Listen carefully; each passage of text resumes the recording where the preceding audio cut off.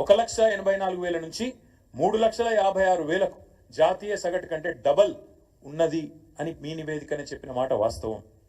మోదీ గారు తలకిందులు తపస్సు చేసినా, రాహుల్ గాంధీ గారు మరొక 100 జోడో యాత్రలు చేసినా ఇది సాధించలేరు అనేది కూడా వాస్తవం. అట్లాగే తెలంగాణలో గత 10 సంవత్సరాలుగా కేసీఆర్ గారు అకుంఠిత దీక్షతో, మొక్కవోని పట్టుదలతో ఒక అభివృద్ధి యజ్ఞం చేసినారు. ఇది కూడా వాస్తవం అని మీ నివేదికనే చెప్తా ఉంది.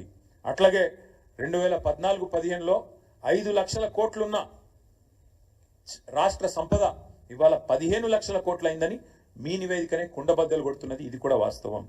10 ఏళ్ల కిందట ధాన్యం ఉత్పత్తి 68 లక్షల టన్నులుంటే ఈరోజు 2.60 లక్షల కోట్లు అంటే 260 లక్షల టన్నులుగా పెరిగింది అని మీ నివేదికనే చెప్తున్నది. ఇది వాస్తవం. పాల ఉత్పత్తి అది కూడా మీ నివేదికనే చెప్తున్నది.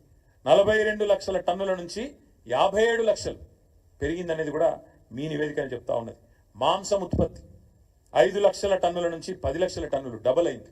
అది మీ నివేదికనే చెప్తుంది. గొర్రెల ఉత్పత్తిలో జీవ సంపదలో నెంబర్ 1 భారతదేశంలో తెలంగాణ, అది మీ నివేదికనే చెప్తున్నది. ఇన్లాండ్ ఫిషరీస్ లో భారతదేశంలో నెంబర్ 1 తెలంగాణ, అది కూడా మీ నివేదికనే చెప్తా ఉన్నది. ఇట్లా అన్ని రంగాలలో సర్వతోముఖాభివృద్ధి సాధించింది తెలంగాణ. ఇది వాస్తవం. ఇంకా ఒక మాటలో చెప్పాలి అంటే accidental chief minister Revanth Reddy గారు అడ్డిమారి గుడిదెబ్బలు అయినో ఇప్పటికైనా ఈ సొల్లు బంజి, ఇప్పటికైనా తెల్లారులేస్తే కేసీఆర్ తిట్టుడు, రంకలేసుడు, బూతులు మాట్లాడుడు, దివాలా కోరు మాటలు మాట్లాడుడు, తెలంగాణను శపించుడు, తెలంగాణను తెల్లారులేస్తే దూషించుడు బంజే అని చెప్తా ఉన్నాం. నేను ఊరికే అనట్లేదు, ఏదో దుగ్ధతో మాట్లాడట్లేదు. తెలంగాణను ఎవరు తిట్టినా, తెలంగాణను ఎవరు దూషించినా, తెలంగాణను ఎవరు కించపరిచినా ఇదే పద్ధతిలో జవాబిస్తాం. ఎందుకంటే నువ్వు సిగ్గులేనోడివి కాబట్టి, మూర్ఖుడు కాబట్టే తెలంగాణను ఒక క్యాన్సర్ రోగితో పోల్చినావు, తెలంగాణ ఒక వ్యాధిగ్రస్తమైన రాష్ట్రంగా మాట్లాడినావు. అందుకే నేను అంటున్నాను, నువ్వు మూర్ఖుడివి, చదువుకో.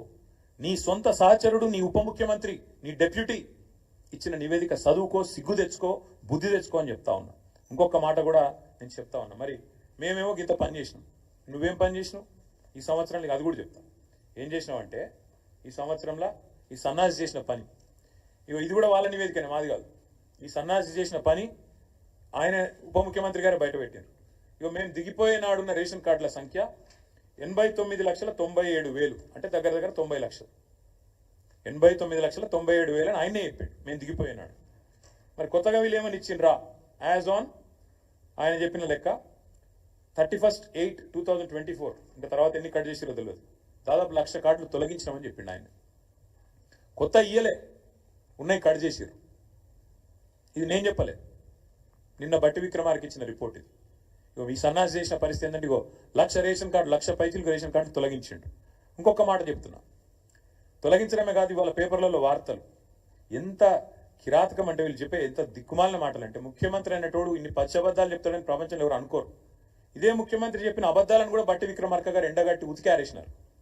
ముఖ్యమంత్రి ఎక్కడ పోతే అక్కడ వాగుతున్నాడు. ఏమని? అప్పులకు మిత్తిలకే నెలకు 6,500 కడుతున్నా అని చెప్పిండు. ఇది వాళ్ళ రిపోర్ట్. ఇది కూడా ఆ రిపోర్ట్లకి వెళ్ళి నేను కోట్ చేస్తున్నా. మీకు ఈ కాపీ మొత్తం ఇస్తా. నేను చెప్పింది ఏది తప్పైనా ఏ శిక్షకైనా సిద్ధం. ఇది వాళ్ళ రిపోర్ట్. ఇందులో ఏం రాసిండ్రు? ఇగో ఇది వాళ్ళ రిపోర్టు. దీని ప్రకారం government of Telangana state accounts as of January 2025 అంటే పోయిన నెల ఈ రిపోర్ట్. ఇందులో ఏం రాసిండ్రు? మిత్తిలకు ఎంత కడుతున్నామని రాసిండ్రు తెలుసా? పోయిన 10 నెలలు మొత్తం ఇప్పటిదాకా కట్టింది ఎంత అంటే 22,056 కోట్లు. 22,056 కోట్లు. నెలవారీ లెక్క కూడా ఇళ్ళనే ఇచ్చిండు. పాపం బట్టి విక్రమార్క అమాయకంగా ఇరుక్కున్నాడు. ఆయన ఉద్యోగం ఉంటుందో పిక్తుందో కానీ ఇగో నెల నెల కూడా ఇచ్చిండు. నెల నెల మిత్తి ఎంత కట్టినాం ఏం చెప్పిండు ఇలా? పోయిన ఏప్రిల్ 24లో కట్టిన మిత్తి 1,865 కోట్లు, మే నెలలో 3,700 కోట్లు, జూన్లో 5,000 చిల్లర కోట్లు.